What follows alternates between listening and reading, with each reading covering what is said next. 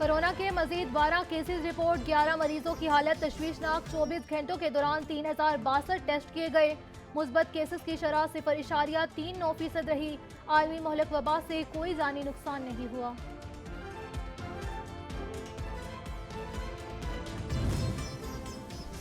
कराची में बेलगाम लुटेरों ने वजीर आला सिंध के प्रोटोकॉल ऑफिसर को लूट लिया। वाकया रात गए पेश आया। मुकदमा दर्ज कर लिया गया। मुल्जिमान की गिरफ्तारी के लिए कार्रवाइयां जारी हैं।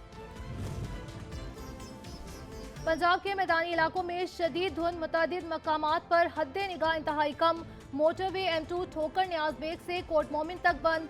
M3 फैजपुर से राजाना तक बंद। M4 को गोजरा से पिंडी भटिया तक बंद। लाहौर सियालकोट मोटरवे M11 भी धुंध के बायस बंद। मोटरवे M5 जाहिरपीर से शेरशाह इंटरचेंज तक खोल दी गई।